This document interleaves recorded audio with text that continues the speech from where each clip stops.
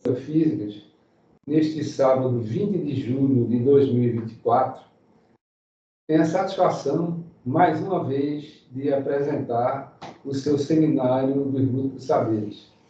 E este ano, esta data aqui, né, o tema será esoterismo e ciência, né? E ficará a cargo de Walter da Rosa Borges, 20 de julho. Que eu acho que já é 20, e voltando aqui, me lembrar que eu não me referi à data, é 20 de julho de 2027. 24, aqui em Recife, no Poço da Panela, no local chamado Cultura Nordestina, onde nos reunimos neste momento. Então, eu vou passar a palavra para Walter e, quando ele quiser, ele pede para projetar o PowerPoint. Por favor. Esse PowerPoint já foi apresentado há muitos anos atrás, mais ou menos em 2013, por aí, né? E como eu achei que era um tema polêmico, e na ausência de um palestrante oficial, eu então conversei com o Jaumir e vamos apresentar esse assunto. Vamos começar. Vou compartilhar aqui a tela. Eu só pediria que algum de vocês, quando aparecesse a transparência, ou melhor, o slide, ele dissesse que está ok, pronto. Eu vou colocar agora no modo a apresentação. Então, vamos lá.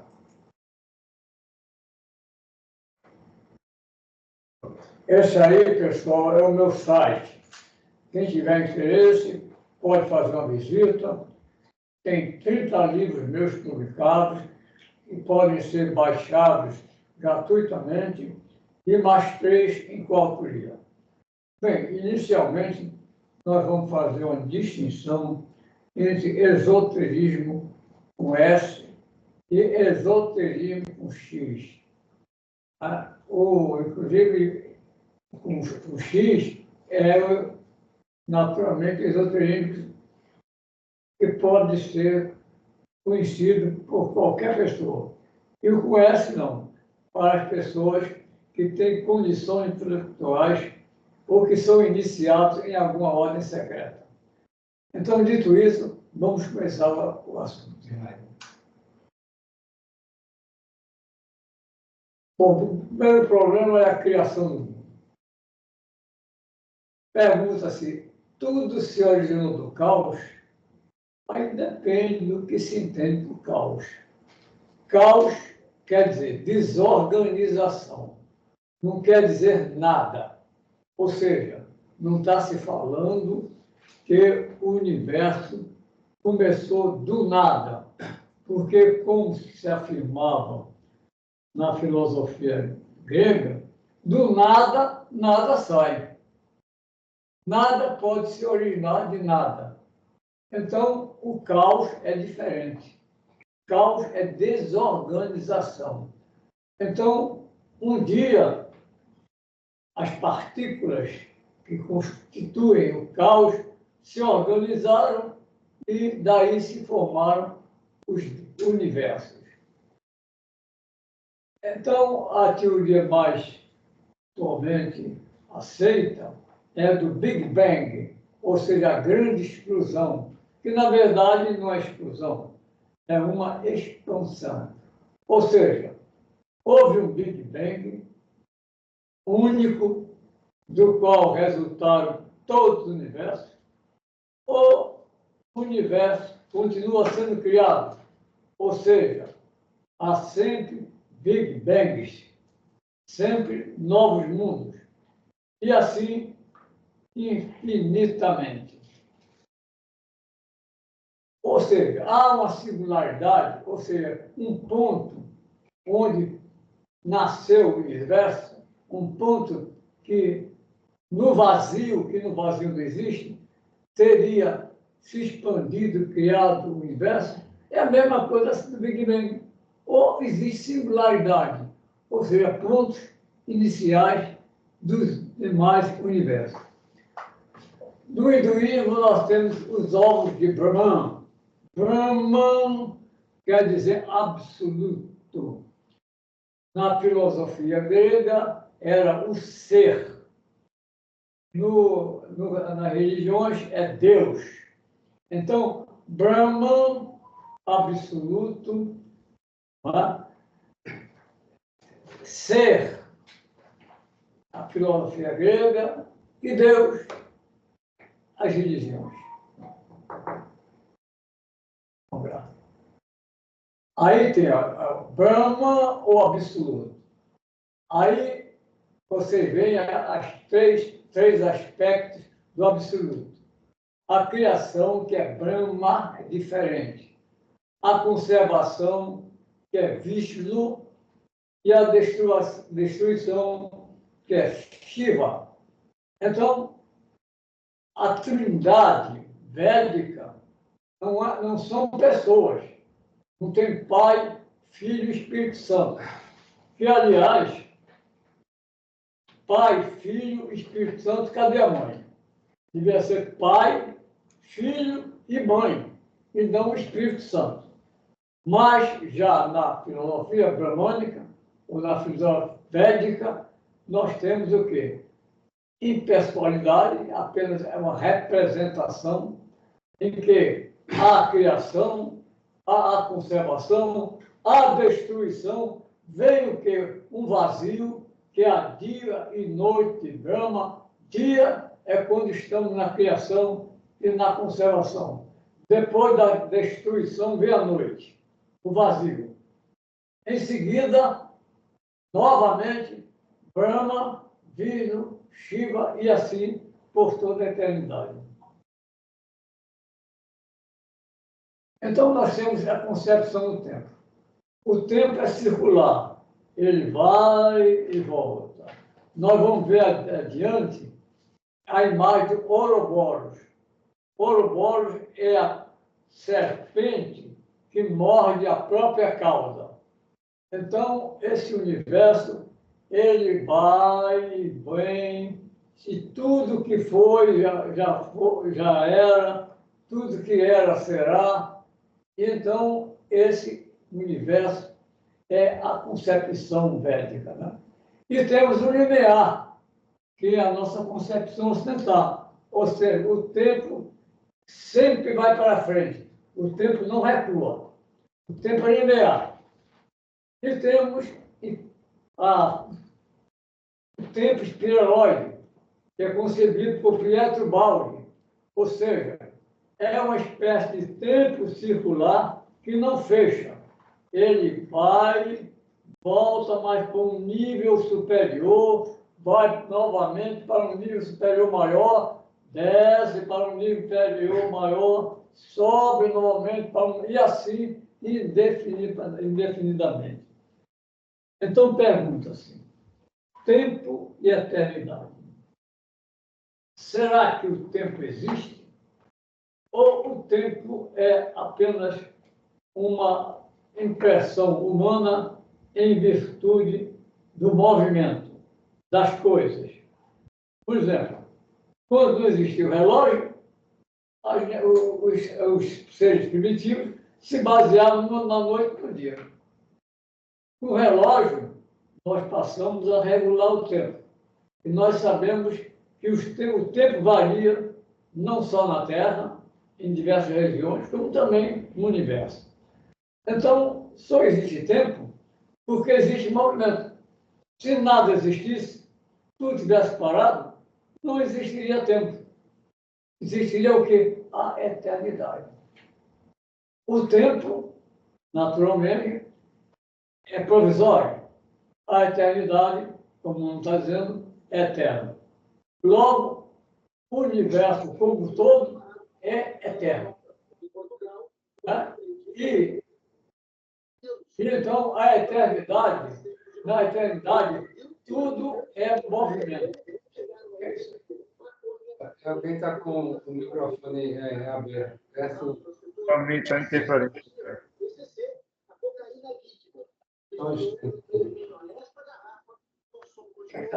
Deixa eu ver. Só um instantinho. Eu vou ter que parar o compartilhar para ver aqui. Tá?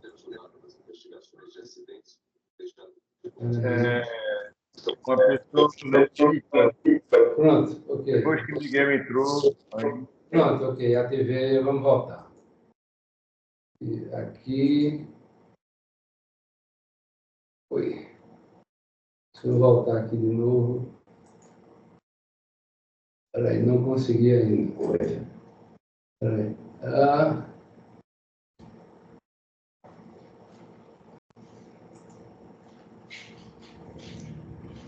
Estão vendo?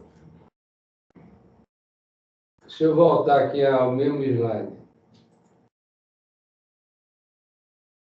Ok?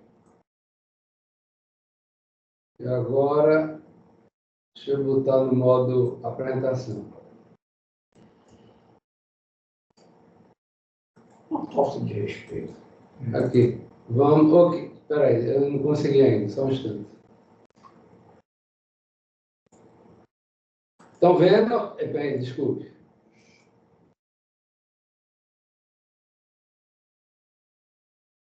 Ok? Concepção de tempo? Estou sim, estou vendo. Ok, pronto. Ok, tá bom. Vamos em frente. Pronto, voltamos.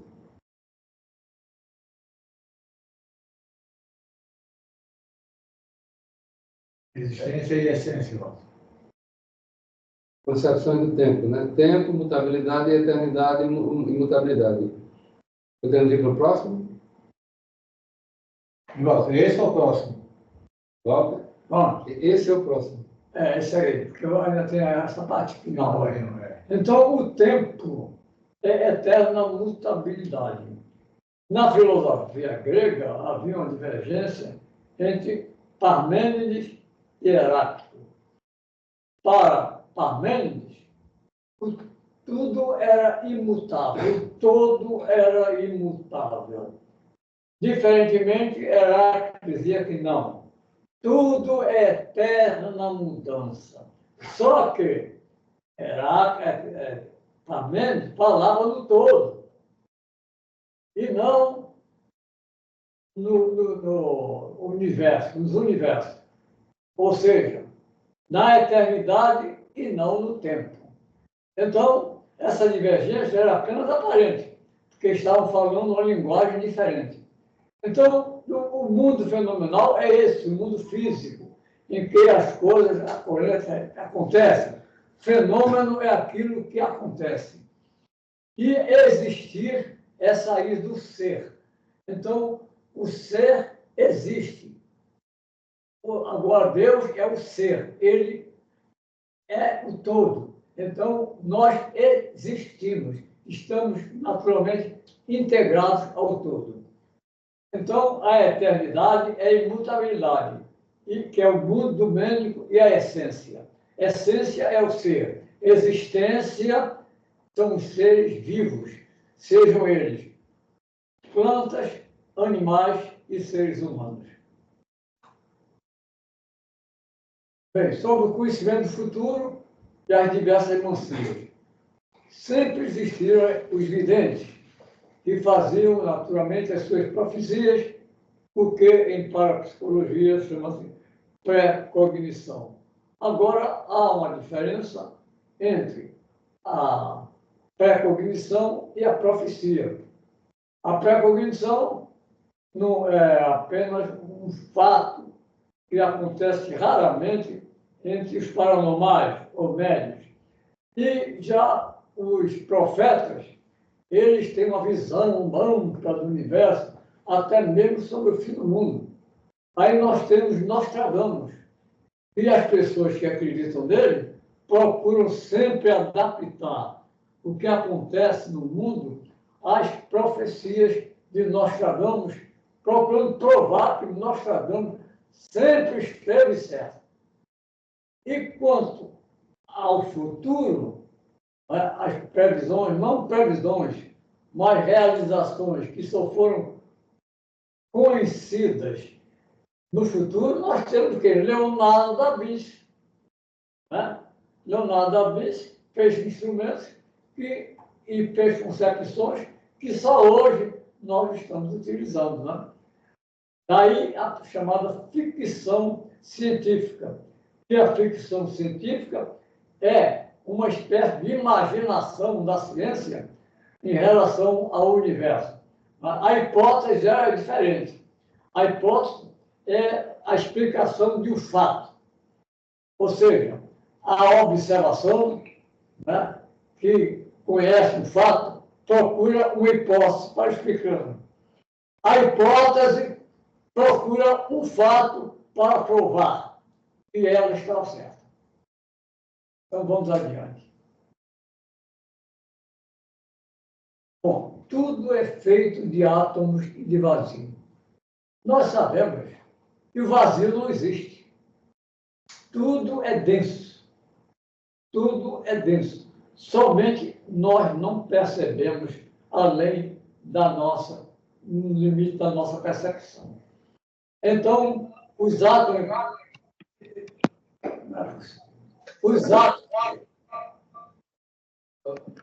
Fecha o microfone, quem tiver aberto, por favor, que eu não consigo ver quem é. Bom, vamos lá. Os átomos, eles se movimentam em dimensões diferentes, não no vazio. Só um instantinho, porque eu vou ter que descompartilhar. Quem é que está fazendo isso? É involuntário. Deixa eu ver.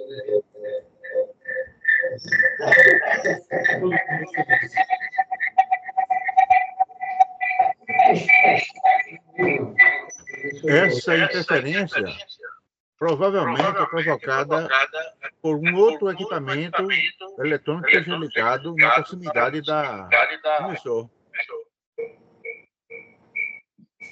Deixa eu ver aqui. Se ligar, televisão, enfim.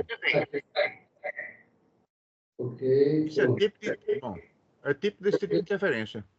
Pronto, ok, voltamos aqui novamente a compartilhar. Ok, vamos lá. Pronto, voltamos. Vamos ver. Espero que não haja mais uma manifestação histérica. Vamos lá. Bom, ao final, todos podem comentar. Isso são opiniões. É o bug. Bom, tudo é feito do todo, é claro. Então, o vazio, já dizia a filosofia védica, que o vazio e a separatividade são ilusões. Ou seja, é o limite da nossa percepção. Nós não podemos perceber o todo.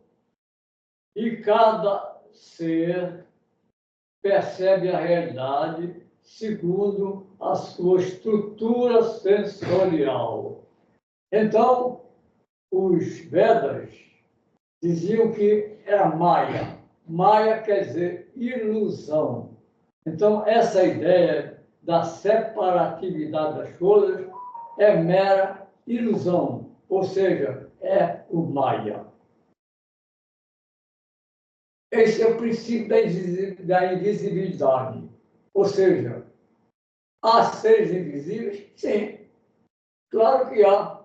Aquilo que nós não percebemos é o invisível.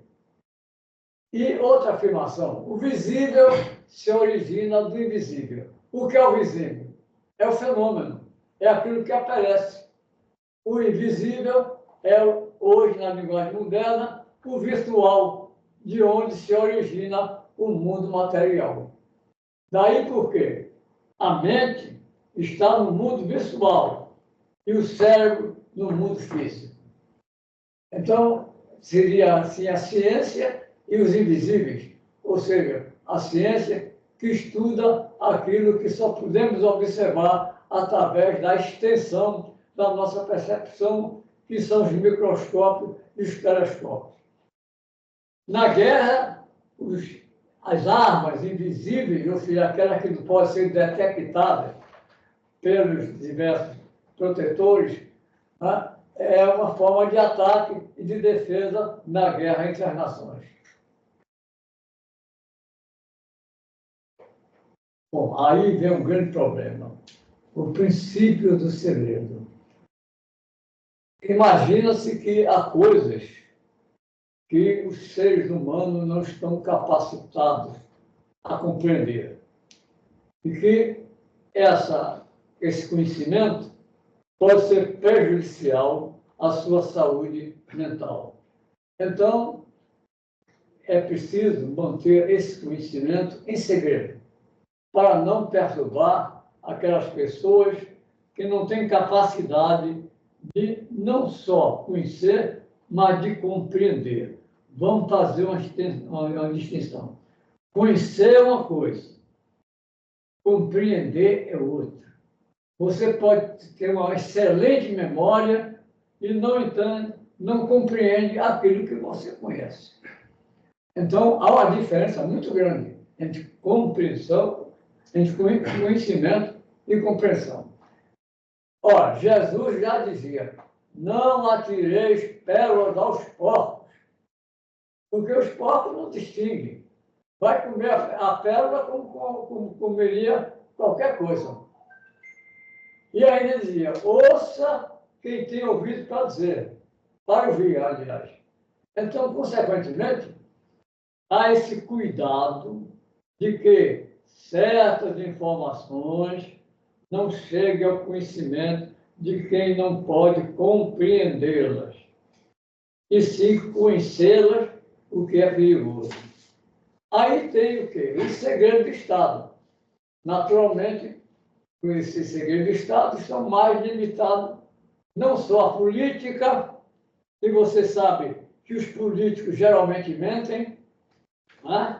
Prometem coisas e não cumprem, e os segredos militares, que são os mais importantes, justamente para que cada país se defenda dos outros numa atitude permanente de hostilidade. E temos os segredos industriais, ou seja, alguém que faz uma descoberta, inicialmente mantém segredo até que possa registrá-la, para que o outro não assuma a sua autoria.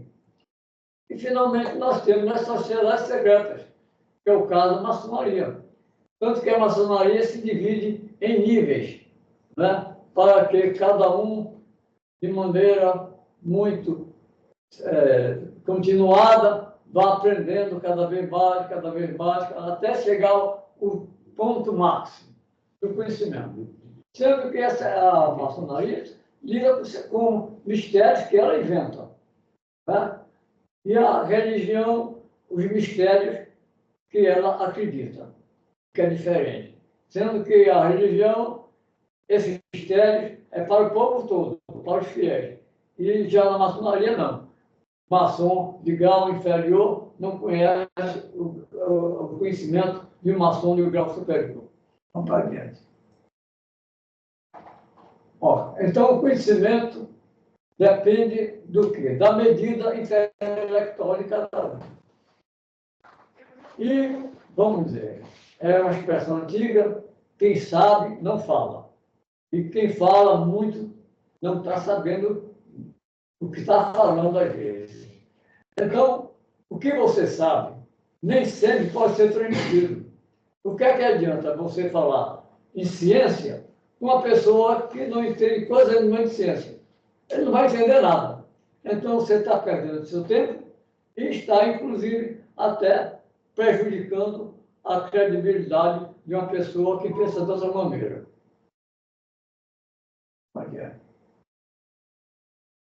Bom, complementaridade. Ou seja, tudo tem o seu oposto. Então, essa unidade, ela varia. Ora é maior de um lado, ora é menor de outro, e vice-versa. Então, tudo tem o seu oposto. Aí, a questão é muito filosófica e até científica. E na filosofia chinesa, nós temos o yin e o yang, o princípio masculino e o princípio feminino. Vocês vejam que sempre houve homem e mulher. Agora é que estão inventando outras coisas. Mas é o ser humano que está inventando. Bom, Tudo é ciclo, nós já vimos, né? Então vejam aqui do lado direito, a cobra, essa Ouroboros, ela está naturalmente engolindo a própria cauda. Então já vimos que é o dia e noite de Brahma, ou seja, o Ouroboros, já vimos isso. Então é o símbolo da eterna restauração de todas as coisas. Lavoisier fez uma afirmação que é incorreta. Ele diz: no universo é como se nada se perde, nada se cria, tudo se transforma. Foi o equívoco dele. Pelo contrário, como eu escrevi abaixo, tudo se cria. Não é nada se cria, tudo se cria. Está sendo, a criação é permanente. Nada se perde, tudo se transforma. Porque essa reciclagem é permanente. Tudo está se reciclando, tudo está se transformando, tudo está se renovando, tudo está se criando, porque no universo nada se perde. Bom, então tudo está em tudo. Tanto que, na filosofia védica, as informações que compõem a memória de todos os seres não estão só na sua mente ou no seu cérebro, elas estão também no universo. O Cristo, de certo modo, explicaria a reencarnação, ou a memória cerebral.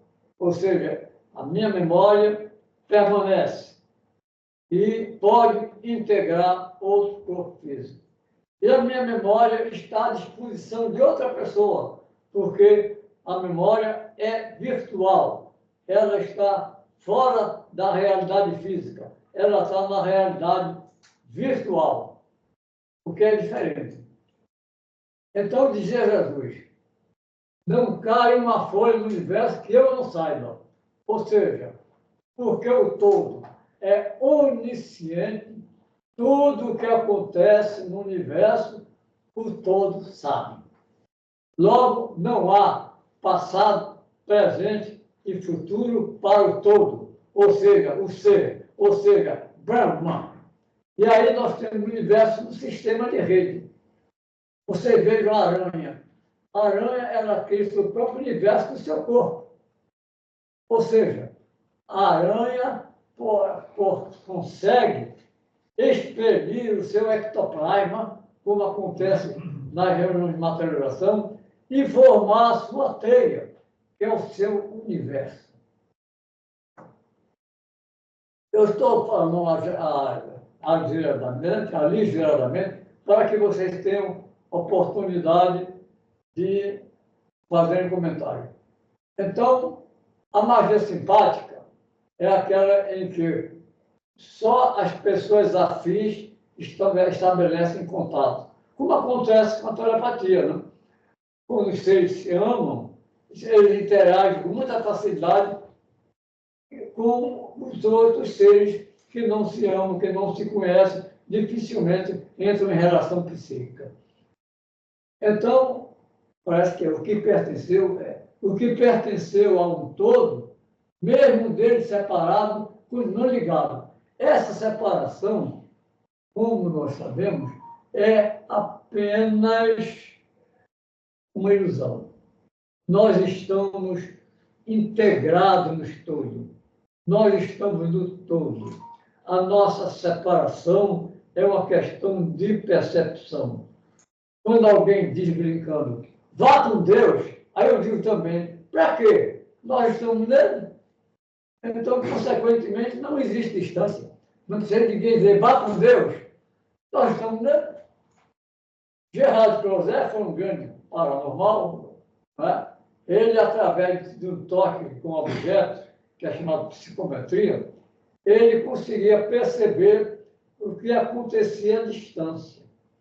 E na linguagem da parapsicologia é chamada clarividência, que é a percepção à distância, ou seja, além da medida da nossa visão. Bom, a unidade na multiplicidade. é a mesma coisa, é uma consequência de que tudo está no todo.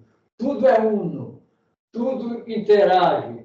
E nessa interação há muitas e muitas e muitas individualizações da unidade, ou seja, individualizações do todo, e essas individualizações crescem eternamente e infinitamente.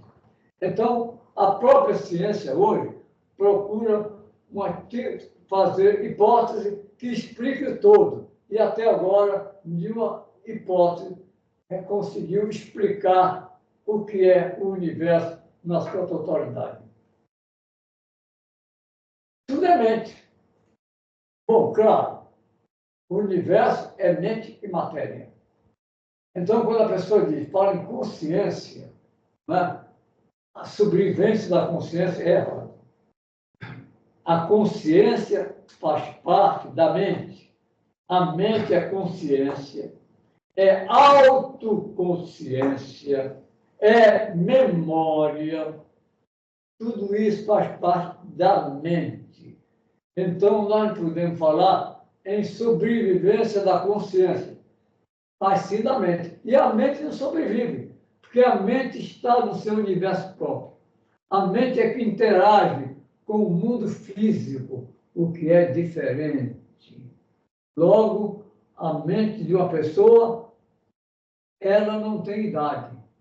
Ela interage depois da morte com outro corpo e pode levar ou não lembranças desse corpo anterior. Daí a memória extracerebral que explica a reencarnação. Vamos lá. Bom, aí nós temos o princípio da semelhança, que é aquele que nós já falamos. O semelhante atrai o semelhante. É claro que você, naturalmente, interage com aquelas pessoas que têm as suas mesmas ideias, ou seja, há uma certa afinidade intelectual, né? Agora, com os contrários, nós apenas toleramos, né? Por educação, nós conversamos, tudo, mas não aceitamos as suas ideias. E olha que até a homeopatia, em relação às doenças, Ronaldo é médico que sabe disso, que você injeta uma substância para combater uma substância, ou seja, um organismo igual. E você fica curado. Eu já passei por essa experiência. Eu tive um problema de uma enfermidade, fui lá ao médico homeopata, agora não esqueço o nome dele, ele me receitou um remédio que eu tomei e fiquei bom. Uma é a homeopatia e a outra a alopatia. Ou a alopatia, ele aplica um remédio que é contrário à doença. E a homeopatia, um remédio que é igual à doença e anula a doença. Estou falando assim numa linguagem bem popular. Os energias foi? Vamos lá. Sim, é o princípio da simulação. Isso é muito interessante. Todos os seres mentem por uma questão de defesa. Por exemplo, a borboleta ela muda de cor, se adapta à árvore, por exemplo, para não ser caçada. Olha, isso é uma simulação. Nós simulamos, todos os seres simulam. Você não pode dizer a verdade, que às vezes a verdade é inconveniente. E a mentira, às vezes, é confortadora. Você não vai dizer, como Péricles, que era um famoso amigo da onça. Péricles tem uma passagem muito interessante. Tinha um amigo dele que estava moribundo, e ele se aproximou e disse: moribundozinho, hein? Ninguém dirá uma coisa dessa. Era uma verdade, mas uma verdade inconveniente. Então, essa mentira é uma mentira que conforta. Então, a verdade, às vezes, pelo contrário, ela adoece. Ela pode até matar. Então, a magia imitativa é justamente isso. É você, através da imitação, procurar obter resultados àquilo que você quer imitar. Então, é muito importante, e nós nos preocupamos muito com o futuro. Nós procuramos, de qualquer maneira, fazer uma projeção sobre o que nós poderíamos fazer, segundo o que nós podemos pensar. Nós podemos pensar em fazer alguma coisa, mas nem sempre podemos fazê-lo. Então, nós estamos sempre preocupados com aquilo que poderá acontecer e também aquilo que poderá nos acontecer. Exceto os animais, somente nós temos esse talento. E tem a caçada mágica, ou seja, mediante isso, os povos primitivos, eles faziam preparações mágicas para localizar onde se encontrava a caça. E, através desse preparo, eles encontravam os animais justamente para caçá-los e comê-los. Né? E também os famosos fazedores de chuva. Eles faziam orações para que chovesse. Em alguns casos, isso acontecia só por acaso, e as pessoas pensavam que esses fazedores de chuva tinham poderes mágicos. Né? Na ciência, até a simulação existe na ciência e na tecnologia. O que é hipótese? Não é só apenas uma explicação. Você procura simular um fenômeno para compreendê-lo. É simulando que você vai compreender um fenômeno e não apenas conhecer. Isso pode ser usado pela ciência e também pela tecnologia. Olha, James Lovelock escreveu um livro sobre a teoria de Gaia. Ele dizia, com muita razão, que tudo é vivo. Bom, na verdade, a matéria é viva também. Apenas ela não tem aquelas características do ser vivo. Mas, na verdade, ela é constituída dos mesmos átomos, né, do organismo. Só que esses átomos não se convertem em células, mas já é uma propensão para que o mundo inorgânico se torne orgânico. Ou seja, há uma potencialidade na matéria de se tornar um ser vivo. É o que James Lovelock afirmou e foi muito contestado pelos outros cientistas. Gaia quer dizer terra, viu? Gaia e Géia. Isso ainda vem do grego, né? Géia. Bom, a alquimia, que existe no passado, dizia tudo pode ser transformado em tudo. E então, eles inventaram a pedra filosofal, que podia ser convertida em ouro. E o ouro é o símbolo da perfeição. Existe o ouro físico, que é o ouro normal, e o ouro espiritual, ou seja, aquelas pessoas que chegaram à iluminação, que chegaram a um grau superior, né, do seu ser. Então, é justamente o ouro espiritual. Então, tudo se baseia no princípio da transformação universal. Então, como dizia Lavoisier, né, erroneamente, nada se perde, nada se cria, tudo se transforma, e nós vimos que é o contrário. Tudo se cria, nada se perde e tudo se transforma. Então, já vimos que há uma reciclagem permanente no universo, né, e que a matéria é indestrutível, a energia também, e a mente também. Só que, como dizia Einstein, matéria é energia congelada. Logo, todos os seres vivos são energia visível. E a energia invisível é aquela que nós não percebemos. A eletricidade, por exemplo, nós conhecemos seus efeitos, mas nós não a percebemos. Mas nós, se somos energia concentrada, nós somos, e não somos nós, mas também as coisas e os demais seres vivos são energia visível.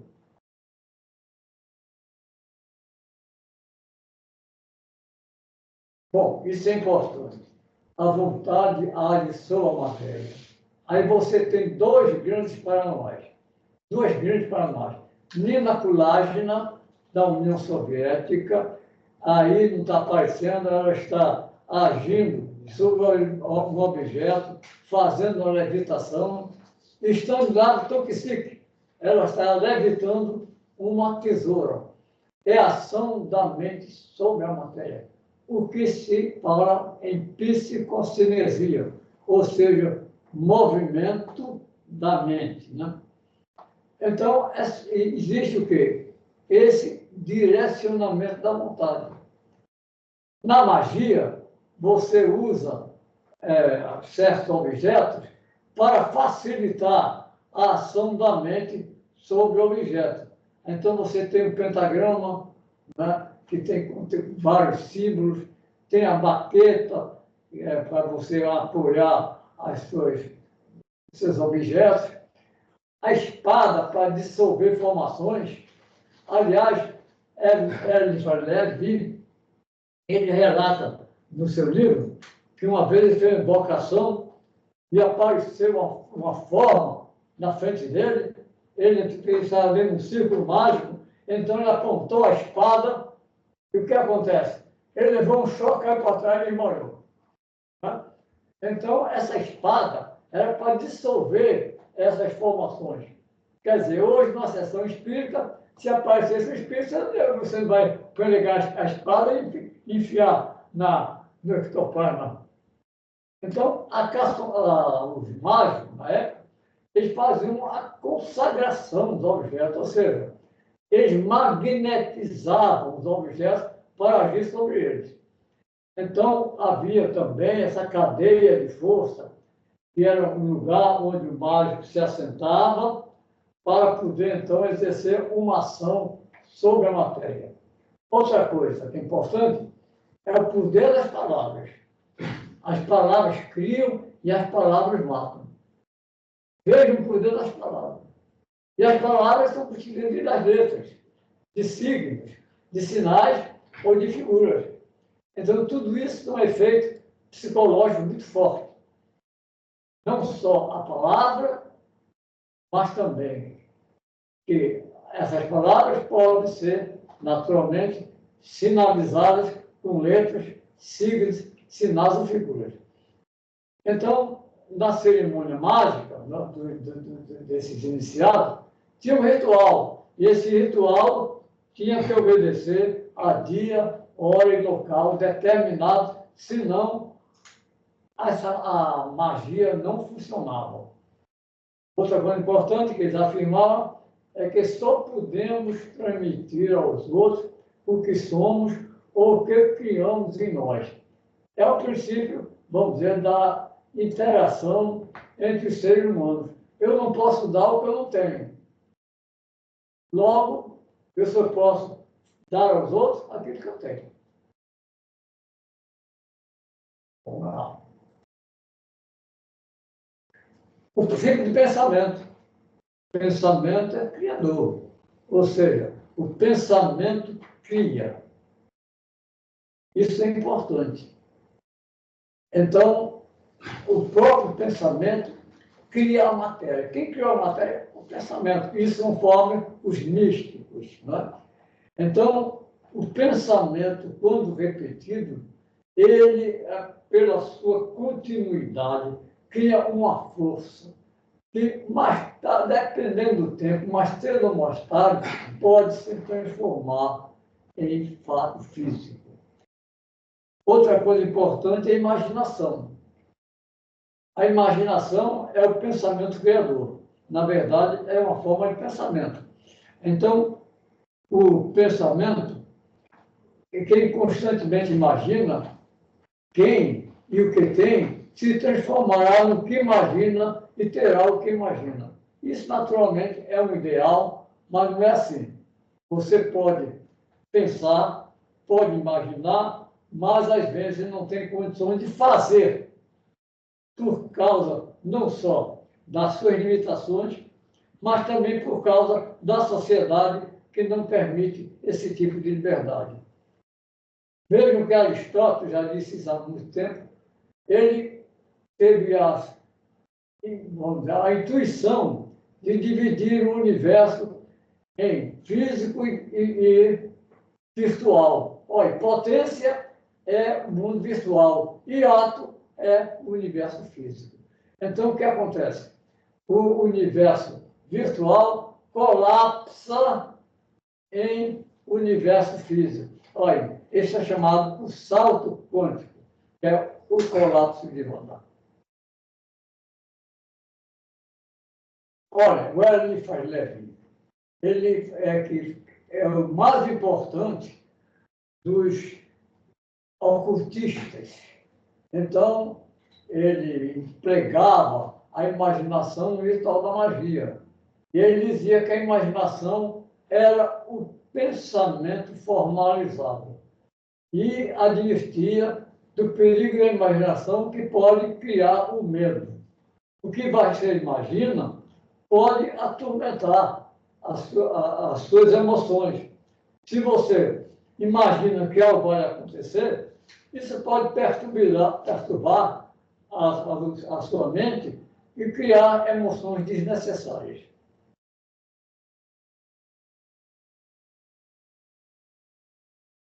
O princípio da emoção. A emoção é uma espécie de combustível da ação psíquica.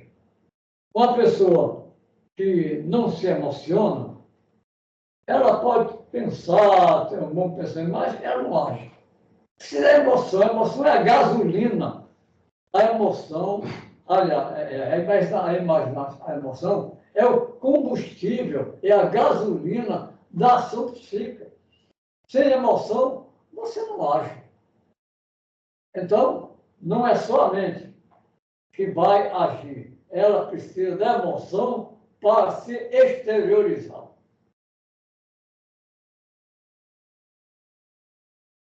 Aí o princípio da petição. Jesus já dizia, pedi e recebeis. Agora o importante é o que você vai pedir. Se você pedir uma coisa inadequada, então não vai acontecer nada. O poder da prece se resume nisso, na necessidade do que você pede, se realmente você, não é que você mereça, que você esteja capacitado para receber o que você merece. Então, a própria oração tem essa limitação. Ela só tem poder naquilo que é necessário à pessoa. Então, nós temos a palavra criadora. Então, a palavra criadora é aquela que consegue resultados explícitos. Então, nós temos as bênçãos e as maldições, que são comuns nas religiões. E também aquelas orações fortes, que são aquelas que vão realizar um efeito, um fato que é desejado. E temos na medicina o efeito placebo. Você dá algo que não tem nenhuma substância curativa e a pessoa acredita que está tomando um remédio e fica curado. Quer dizer, a própria mente se cura por um efeito de auto-hipnose.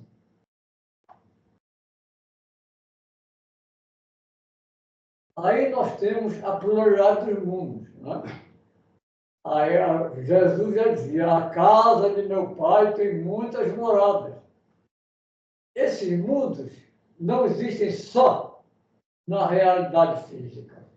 Né? Há mundos em dimensões diferentes. Aí tem os múltiplos níveis na realidade e o que a ciência postula, os universos paralelos. Não está provado. É uma hipótese. Já tem os buracos negros e buracos brancos, que a verdade, o Ronaldo pode explicar melhor, não é? São naturalmente observáveis. Agora, já os buracos brancos não são observáveis. E, finalmente, o princípio do ritmo. Tudo é natureza, é movimento. Tudo na natureza é ritmo. E no organismo humano são chamados biorritmos, não só nos organismos humanos, mas também nos organismos dos animais. Sendo que nos seres humanos há aquela preocupação de ver que os nossos ritmos variam segundo as horas do dia, segundo a nossa idade, segundo o nosso sexo, enfim, há várias situações em que esse biorritmo variam.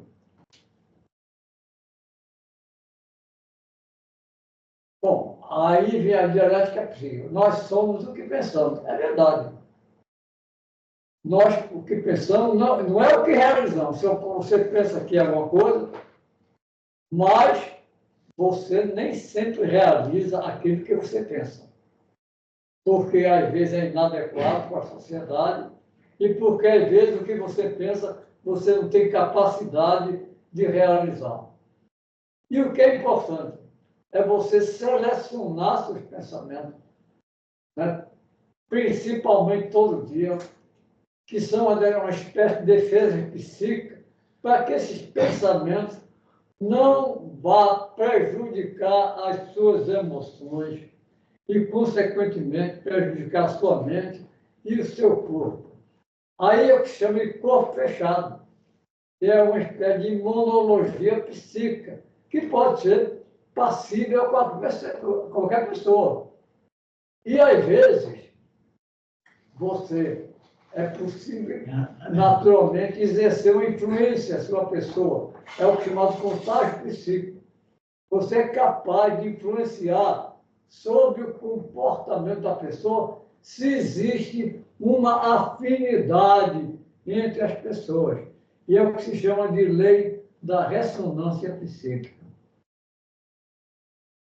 E, finalmente, meus amigos, por hoje é só, e eu tenho imensa satisfação em ouvir o comentário de vocês. Vou sair do modo aqui compartilhado, né? Deixa eu voltar aqui.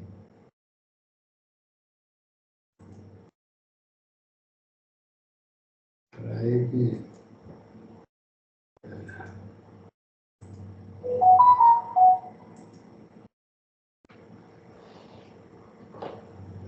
Deixa eu ver aqui, só um instantinho.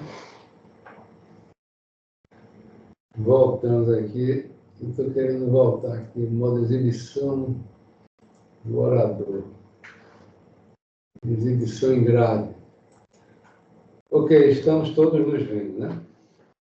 Então, vamos à parte aqui das colocações, dos questionamentos. E eu estou vendo que César levantou a mão. Por favor, César. Bom dia a todos. Muito feliz de estar de volta em um momento de ausência necessária, mas que sempre conectado com esse grupo de pensamento. E desde já agradecer profundamente a palestra de Walter, professor Walter, pelas colocações que nos fizeram refletir bastante e trazer para os amigos aqui uma discussão sobre esse tema.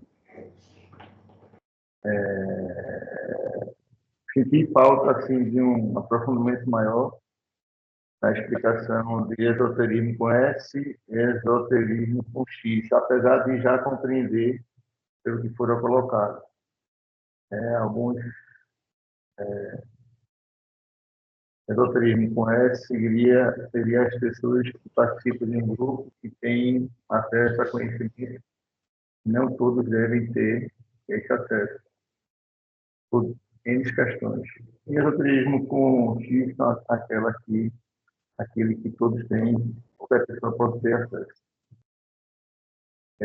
Em relação à formação do mundo, inicialmente colocada, eu escutei um astrofísico, esse nome dele, brasileiro, muito falado na academia, ele diz o seguinte: o principal desafio da ciência é compreender como matérias inorgânicas formaram matérias orgânicas.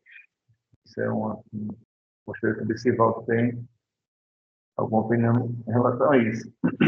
Em relação ao vazio, eu tinha essa pergunta, o vazio existe, mas Walter já respondeu. Em relação à previsão do futuro, eu gostaria de deixar aqui para todos a reflexão em relação a uma estrutura bastante interessante que aparece na mídia mundial, que é o episódio dos Simpsons. Né? Alguém já acompanhou os Simpsons e parece que os Simpsons, nos seus episódios desanimados, ele traz informações anteriores que, posteriormente, essas informações acontecem em seus episódios. Não sei se vocês conhecem isso aí. E aí, outra questão que eu gostaria de saber, se alguém podia discutir, por que a mente se chama mente? É um questionamento que eu tenho. E em relação, concluindo a minha reflexão, eu vou trazer um produto desse momento que veio à minha mente, eu externei em um pequeno texto em relação à verdade. E aí eu trago essa reflexão dizendo o seguinte, na minha opinião, a verdade é o contrário da mentira.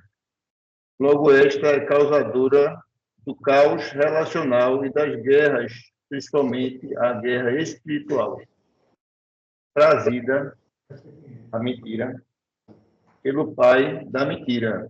Falo essa expressão pai da mentira, tendo em vista que a própria palestra de Walter se fundamentou muito no texto sagrado, no texto bíblico, e eu fico feliz por isso. E essa expressão também aparece na Bíblia, o pai da mentira.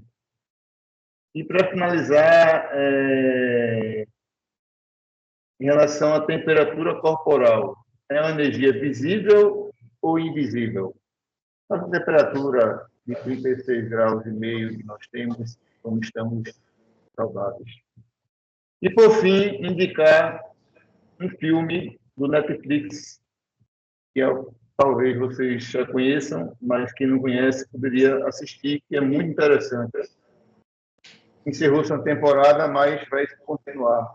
A temporada que se chama-se O Problema dos Três Corpos. Esse filme é bastante interessante. O nome é O Problema dos Três Corpos. É um filme que realmente abala as estruturas da nossa mente. Não mais satisfeito pela oportunidade e estou feliz mais uma vez de estar aqui com vocês. Estas são as minhas colocações. Muito obrigado pela preciosa atenção de todos.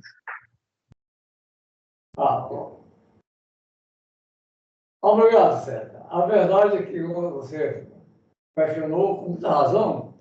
E quando você está com febre, sim, você não percebe visualmente, mas você tem 5 sentidos. Então, a visão é a mais importante para você conhecer as coisas fora de você, como também o olfato. Não é? Já o paladar é interno. O paladar é interno. Você conhece, saboreia as coisas.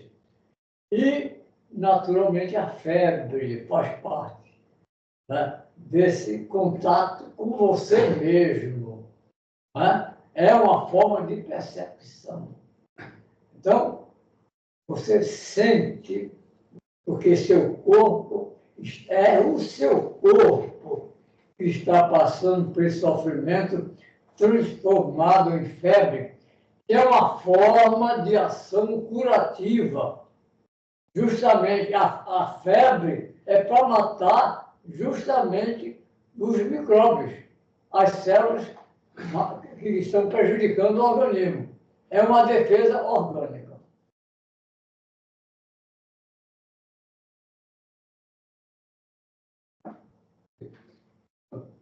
Eu vou me inscrever, né? Aqui eu tenho algumas colocações e Ele começa, né, assim, pela questão dessa tema da palestra, né, de esoterismo e ciência, né? E esse sentido de busca, né, do ser humano, né? Então, Walter falou a questão das sociedades secretas, né? Nas sociedades secretas, só os membros, aqueles que merecem, né, estar ali, que estão mais vivos. Desculpa. Que merece estar ali naquela situação, ou também, né, na própria sociedade, de uma forma geral, nos governos, nas indústrias, né, com segredos diversos, militares, né, serviços de patentes e por aí vai. Mas o que a gente levou, que eu levo assim, a reflexão, é que a ciência, em particular no mundo ocidental, ela amplificou, né, assim, ou ampliou, melhor dizendo, esse sentido de busca como um direito, né, como um direito intrínseco de qualquer pessoa, né? O que isso, né? Então, nada é secreto, nada é sagrado, nada é misterioso, que não tenha possibilidade, né, de ser entendido, né? Isso parece para nós uma coisa relativamente óbvia, mas em algumas outras sociedades não são. Eu até me questiono as sociedades teocráticas. Se você me perguntar, hoje tem o Irã, né? A gente sabe que ela tem eleição na sociedade teocrática. E o próprio Tibete, né? Que é muito, né? Então, o Tibete, o Dalai Lama, né? Era o Estado, né? Então, em situações isso poderia levar a conflitos, né, entre o Estado, né, e a religião e a sociedade. Isso é uma assim, reflexão que eu faço e que vou pedir também para a Walter comentar. E uma outra questão, outras sociedades que não ocidentais, que a gente, os princípios, né, aqui da ciência, ele começou em conflito com a religião, né? E o caso mais sério é Galileu, né? Então, a ciência vem toda em construção, né? E aquele caso emblemático, né, de Galileu, né, ele se viu, né, para inúmeras teses e teses, né, de doutorado até hoje, né, por conta desse embate emblemático. E em outras sociedades, por exemplo, a sociedade islâmica, há um limite de questionamento. Então, né, talvez isso que distinga, né, aquilo, como todo, que não pode ser questionado. O que foi uma mudança, né, de início, porque o Islã ele é muito recente, né? O cristianismo tem só 2000 anos. O Islã começou nos anos 600, né, com Maomé. E nos anos 800, né, tinha em Bagdá, né, que foi uma cidade criada, né, foi a Brasília lá da época, e existe aquela Casa da Sabedoria, que reuniu, procurou reunir todos os sábios, né, dos conhecimentos que existiam na Pérsia, dos gregos e tal. Tanto é que, de uma certa forma, resgatou, né, o conhecimento perdido, né, dos gregos com a dissolução do Império Romano, cerca de 300 e tantos anos antes. O Império Romano tinha colapsado e todos, né, aqueles livros que hoje ainda tem os fragmentos vieram através da Casa da Sabedoria e depois com as invasões dos islâmicos na Europa, né, a Espanha, né, por ali, por Gibraltar, né, que é o ponto mais próximo.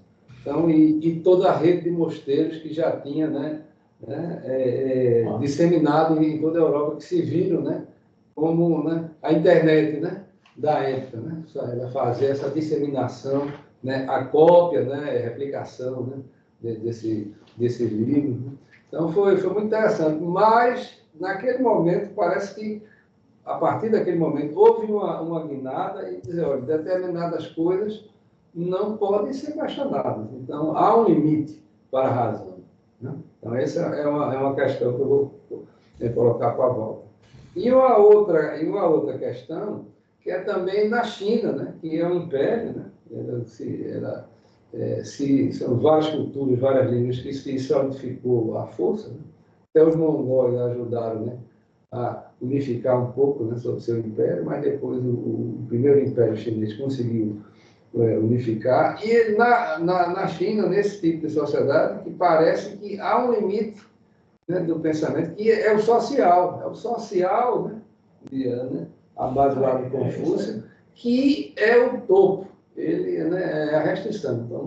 Então tem essa questão dos caminhos nossos ocidentais, que foram uns caminhos anarquicamente sendo construídos, um peso, né, para o pensamento individual, com todos os problemas que foram dados, e houve determinadas inflexões históricas, né, que foi essa, como eu falei, a disseminação, né, a partir dos anos 800, da volta, né, dos gregos, né, a um pensamento ocidental, depois, mais à frente, né, Renascimento, né, em 1400, um pouco antes, um pouco depois, né, que tornou o homem, né, o centro, né, do universo, e a questão da imprensa, né, a imprensa de Gutenberg, naqueles,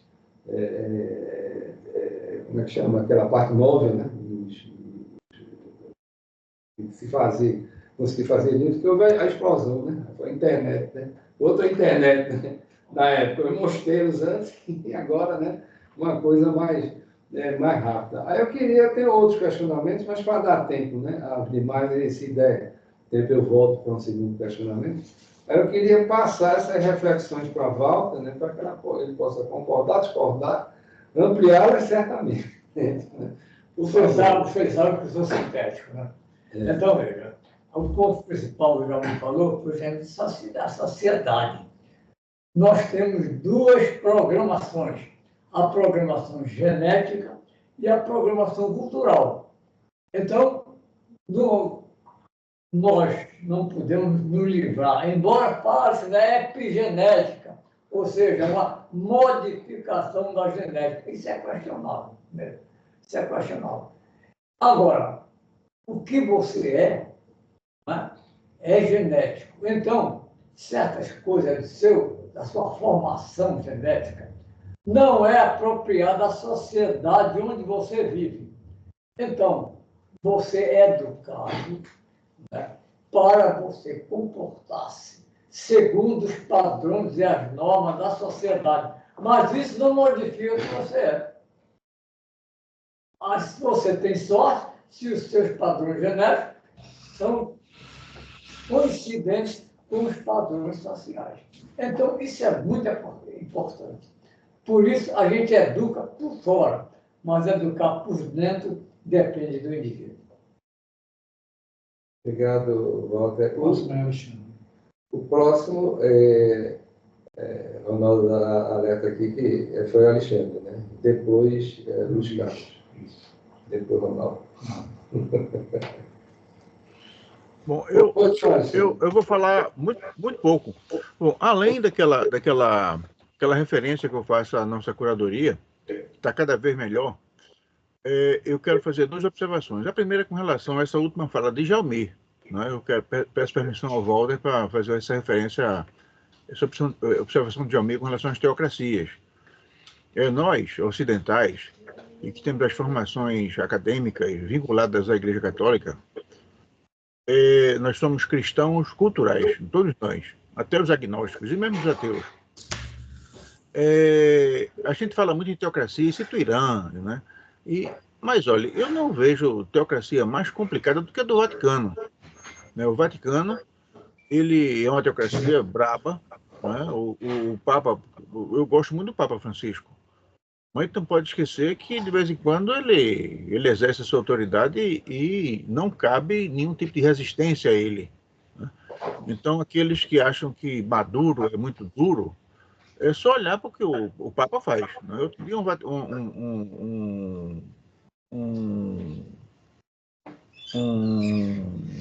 cardeal andou reclamando de alguma coisa e foi excomungado. Foi proibido de rezar missas. Então, a gente fala aqui entre nós, não vai reclamar o bispo. Quando a gente quer dizer assim que não tem a quem reclamar, a gente vai reclamar o bispo. No caso dos católicos, não tem nem a quem reclamar, porque o bispo já está devendo subordinação ao Papa. Então, eu queria somente lembrar esse tipo de coisa. Agora, com relação à palestra de Walter, que eu achei sensacional, como eu acho que Walter tem o poder de Calíope. Quando as coisas saem da boca do Walter, ganham uma dimensão. E eu me confesso um permanente aprendiz do Walter, e ele diz que ele pode dizer qualquer coisa, ele diz, não, mudo, pode mudar, mas mude e eu estarei mudando junto, porque realmente as coisas que você disse são espetaculares. E você disse hoje um negócio que me tirou uma dúvida que eu tinha. A gente fala assim, Jesus Cristo, mas Jesus Cristo como Filho de Deus, como o mensageiro de Deus na Terra. E Jesus Cristo, segundo os registros históricos que nós temos, ele tem 2024 anos. 2024 anos. Outro dia, a imprensa noticiou semana passada o leilão de um dinossauro cuja existência foi estimada em 150 milhões de anos. 150 milhões de anos. Então imagine a humanidade toda curvada a alguém que veio à Terra em 2024 anos. Mas Walter deu a saída. Walter deu a explicação. A mim, pelo menos. Ele falou que quando a gente disse, vai com Deus, não, Deus já está conosco. Aí, com base nisso que Walter falou, eu imaginei o seguinte, é que nós estamos dentro de Deus. Nós fazemos parte de Deus. Então, se nós fazemos parte de Deus, o dinossauro também fazia. Então, nesse momento, a questão da recém-chegada de Cristo à Terra, isso perde significado. Então, eu comecei a evoluir o meu pensamento a partir do que Walter falou, de que nós fazemos parte de Deus. A gente não está junto dele, a gente está dentro dele e somos parte integrante dele. Agora, se ele vai gostar disso, eu não sei. Pode ser que alguma alma cebosa ele fica até meio chateado, mas o fato é que eu estou me sentindo assim. Obrigado. Bom, obrigado, Sérgio. No meu último livro eu falei sobre esse assunto. Mais recente, o último não. Então, o ser, Brahma, Deus, eu falo que é o todo. Então, o todo é onisciente, onipresente, eterno, infinito. Não tem qualquer atributo humano. Então, o todo não é bom, o todo não é mau, o todo não pune. Né? E, no caso, se existir o inferno, né? Então Deus está lá também, porque Ele é onipresente. E se Ele é onisciente, porque criou os homens, sabendo que uma parte deles iriam se rebelar. E criou o inferno para puni-los. Mas punir como? Se lá no inferno os demônios fazem justamente o que gostam. Torturam os pecadores. Depois, quem é masoquista, no inferno vai se sentir feliz, porque está sendo maltratado. Então, vejo que nós não podemos atribuir a Deus os atributos humanos. O todo é isso. Onisciente, onipresente, infinito e eterno. E só isso. Só? Está muito bem. Temos o próximo, que é Luiz Carlos, por favor. Obrigado, Jalmi. E realmente a palestra do professor é extensa, né? E abrange vários assuntos e que realmente é necessário que se pense. Mas eu gostaria de focar só na parte da criação do mundo, né? na criação do cosmos, na criação do universo. E para perguntar alguns esclarecimentos, eu gostaria de dar alguma fundamentação. A minha primeira fundamentação seria a impossibilidade do infinito. Porque existem concepções de que o universo é pulsante e que o Big Bang, que é algo que aconteceu porque se inferiu o Big Bang a partir do mundo em expansão. Se mede que o mundo está em expansão. É que havendo um deslocamento na cor vermelha, né, das emissões dos planetas e estrelas, e que se chegou a essa conclusão de que realmente o mundo está em expansão. E parece que o Hubble já chegou detalhes desse fenômeno do mundo em expansão. O mundo realmente partiu do Big Bang. Houve um ponto que o professor até chamou de... Ele deu um nomezinho, né? Singularidade. Houve o anterior ao Big Bang e o depois do Big Bang. O grande questionamento é o que é que houve, o que é que havia antes desse Big Bang. E o que havia antes desse Big Bang é isso que eu estou questionando sobre a impossibilidade do universo pulsante. Porque há aquela solução de que havia expansão e fechamento, expansão. E aquela singularidade foi um momento, o Big Bang foi um momento de quando se restringiu e começou a expansão. Mas se a gente for levar para esse aspecto, então a expansão, retração, expansão, isso seria um movimento infinito. E me parece que até a lei da conservação da energia, vamos dizer assim, contraria essa teoria de expansão e retração. Né? Mas também tem a possibilidade do infinito, né? Porque talvez fosse um tema para ser debatido. Né? Que se houvesse o infinito, por exemplo, né, teoricamente, esse momento hoje não existiria, porque esse momento hoje é uma sequência de eventos. E se as ocorrências fossem infinitas, nós nunca chegaríamos no infinito, e esse momento também não chegaria hoje, porque ele estaria no infinito. Então, esse conceito de que o mundo pulsante, o universo seria pulsante, talvez não seja essa a realidade. Então, eu acredito, talvez, baseado na nossa fonte, de que realmente, antes do Big Bang, existiu nada. Existiu nada. Esse é o grande problema, é esse conceito do que era esse nada. Aí, se houve isso, por que não houve? Né? Então, por que existimos ao invés de não existirmos? Esse é o grande questionamento. Então, daí é que a gente pegou uma figura de algo fora desse mundo, fora desse universo.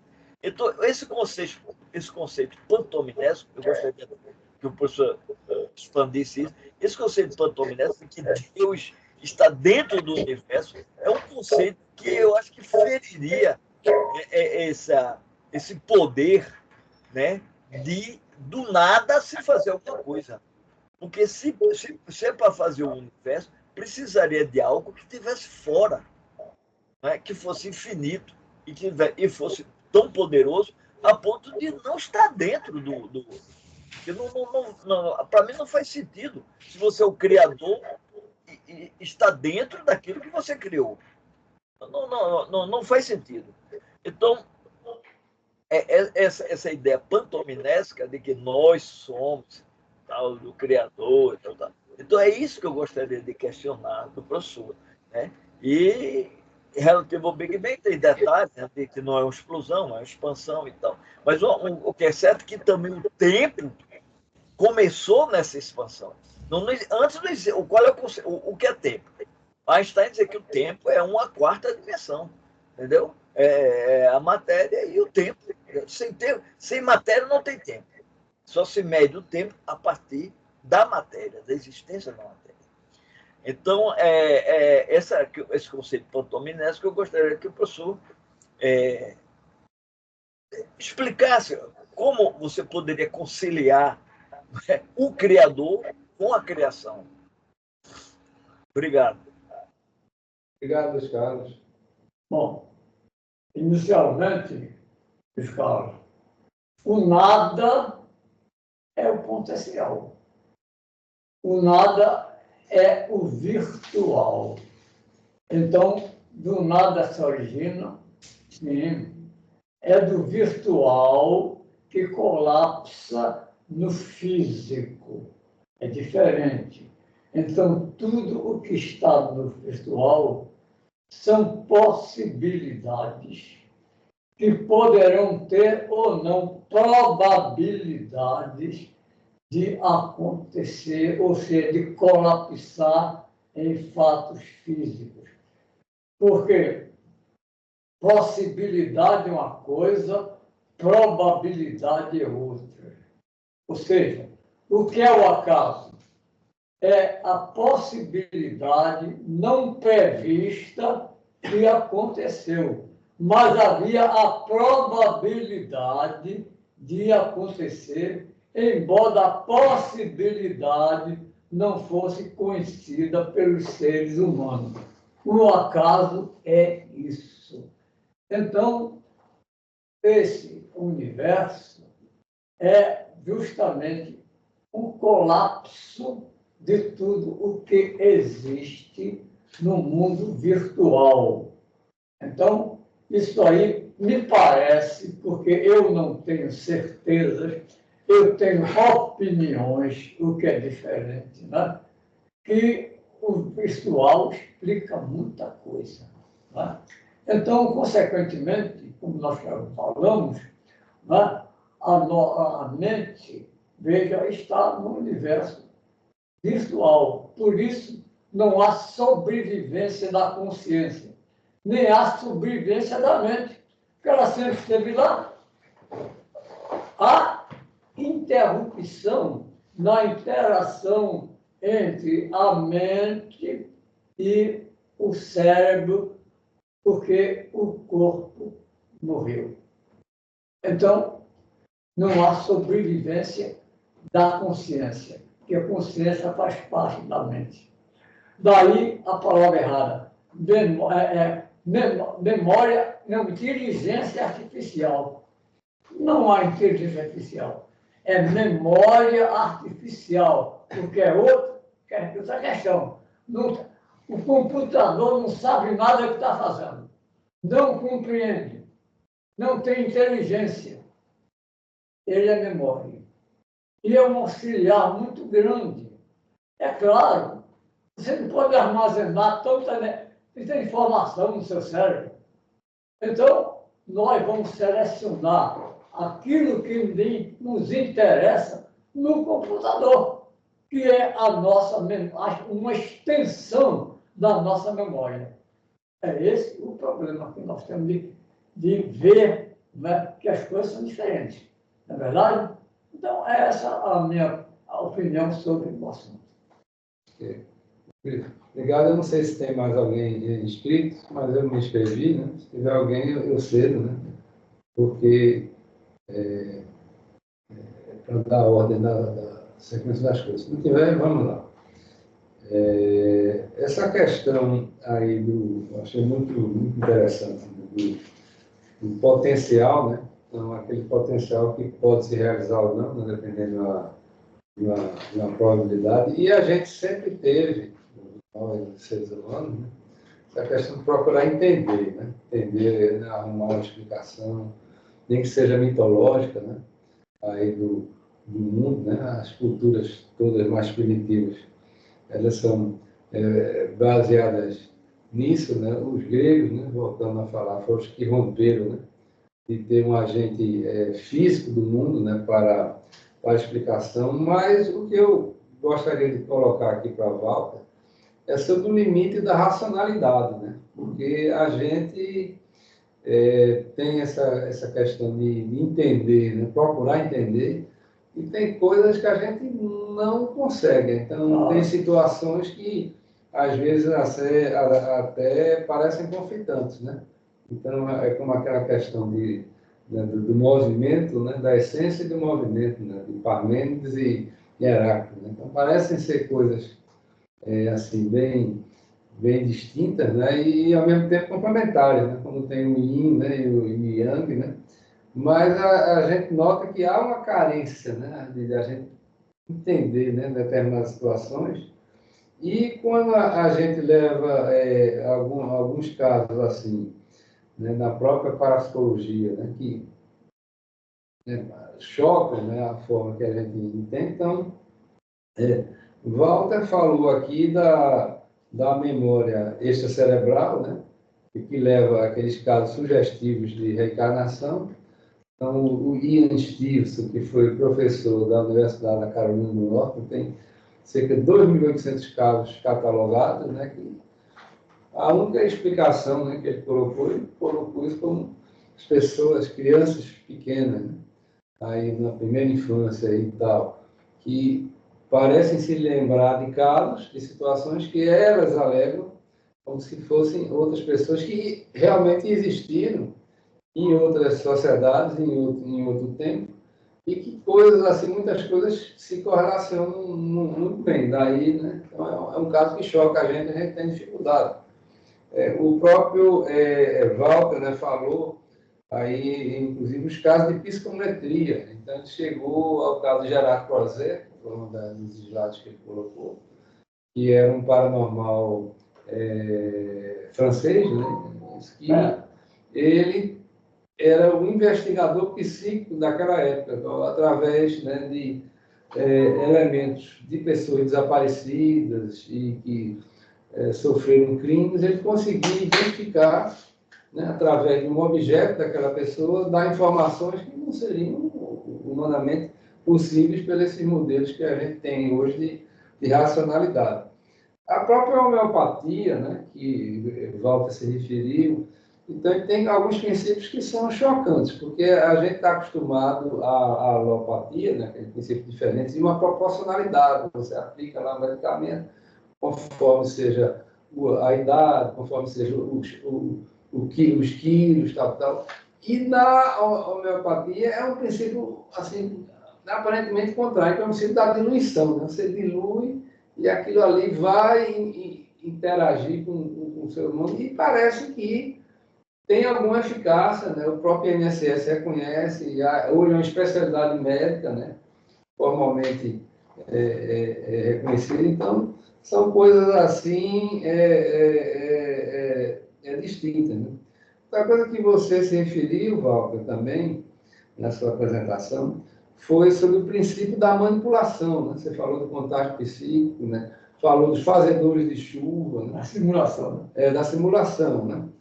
Da simulação, que não deixa de ser, né? Tem a simulação em ciência, né? Que você procura, né? Simular, né? Você até citou esse exemplo.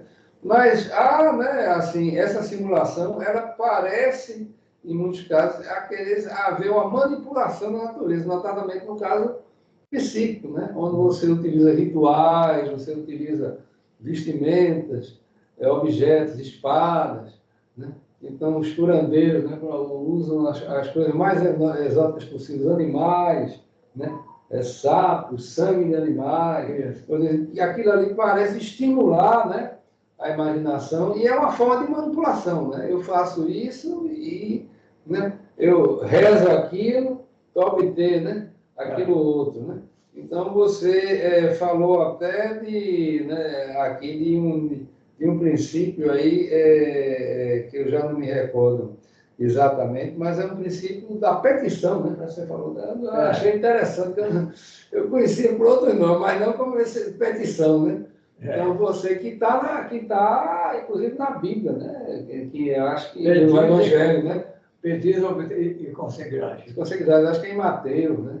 Algo assim, que é muito interessante. Mas a gente tudo procurando entender, né? Você falou também dos ritmos, né? A questão dos ritmos os biorritmos, os ritmos circadianos, que hoje a gente vê quão importante isso é para a saúde, né? E você citou alguma coisa que eu achei interessante, né? Que é esses ritmos mudam, né? Inclusive mudam com a espécie e com a idade, né? Você tem um ritmo e a sua biologia é outra, né? O caso do coração não tem a ver específica? Exatamente. E aí, em algum momento, acho que foi César ou foi Luiz Carlos que citou o caso dos Simpsons, né? Que às vezes, eventualmente, ele tem situações que parecem ocorrer no futuro.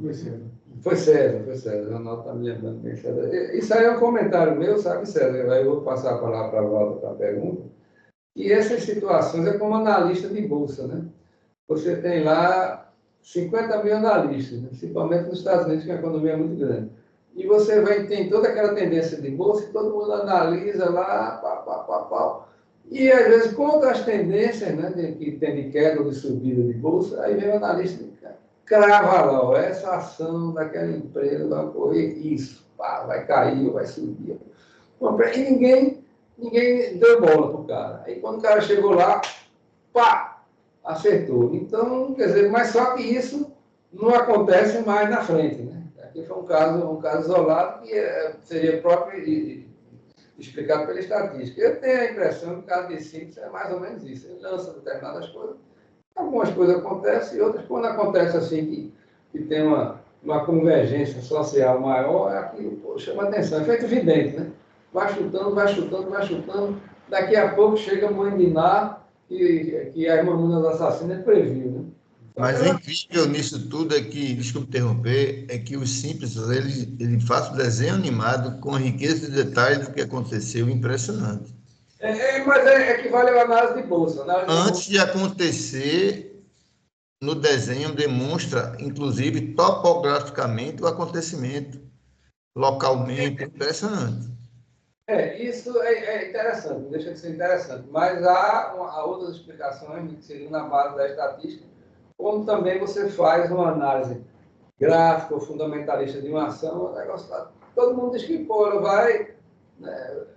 vai cair. E vem lá, fulano. Não, mas eu convido, desculpe, assim, uma ação é uma coisa, né? E um fato, um acontecimento é outra coisa.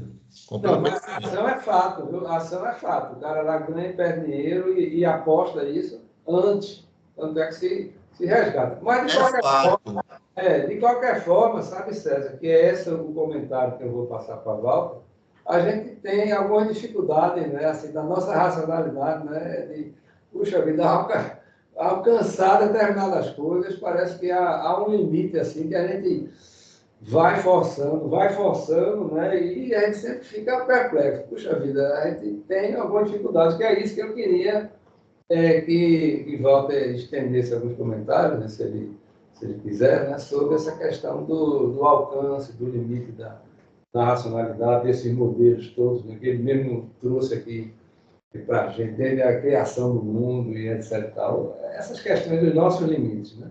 É verdade, porque nós somos seres limitados.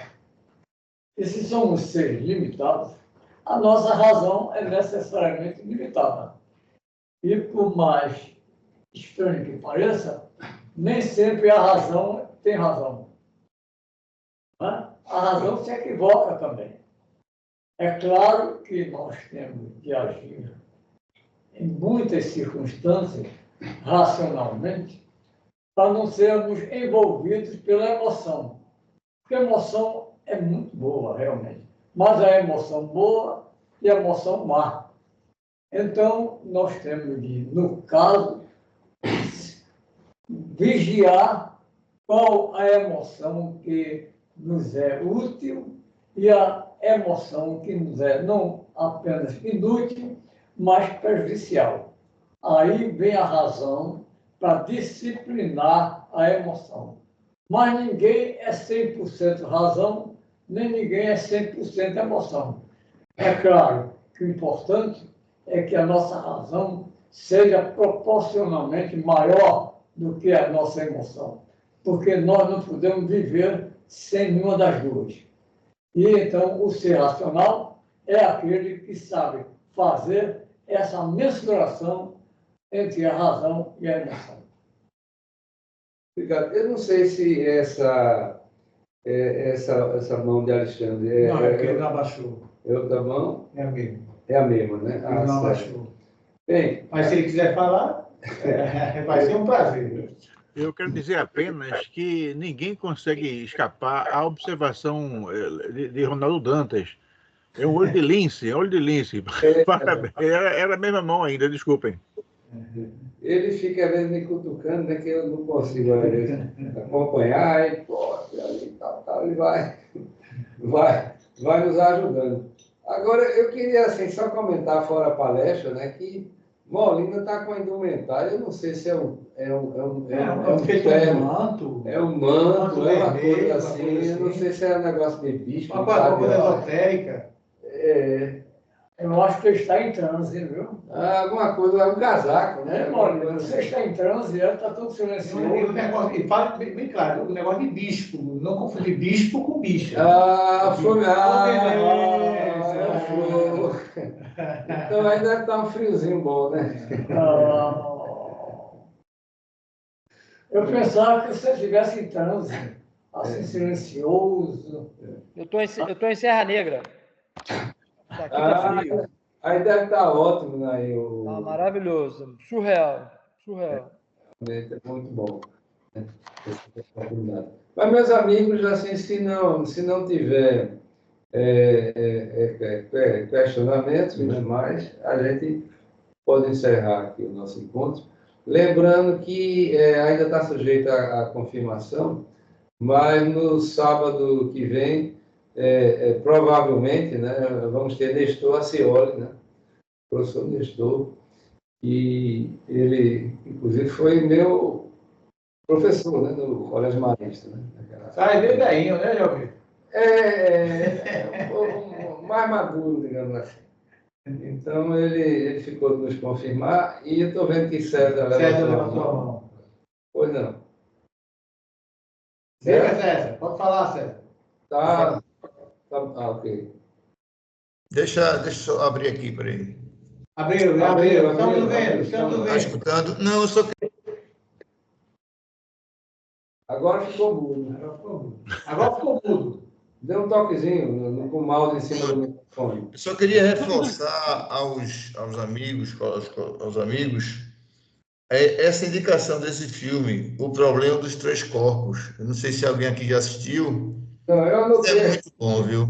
Só reforçando essa indicação. O Problema dos Três Corpos está na Netflix. Muito obrigado. E muito obrigado pela palestra, Walter. É sobre o quê? César? Vou tentar fazer uma breve síntese aqui. Vamos lá. O Problema dos Três Corpos é um questionamento à teoria de Einstein, tá certo? Em relação à física quântica, né? Ao universo invisível. E aí é um grupo de cientistas que eles se envolvem em certos acontecimentos, com homicídios, assassinatos, e eles conseguem desenvolver uma tecnologia surreal, mas que é como se fosse uma premonição do futuro. E esse contato, esse problema dos três corpos, ele se dá porque em algum lugar na Terra foi emitida uma onda de rádio para o universo. E essa onda foi-se embora, partiu, foi-se embora. E um belo dia, a resposta volta. E aí começa a confusão. Quem mandou de volta essa resposta? E aí, esse é mais ou menos o mote da questão, essa discussão do contato com outra inteligência, né, fora do planeta, uma série de coisas, e envolve questionamentos, reflexões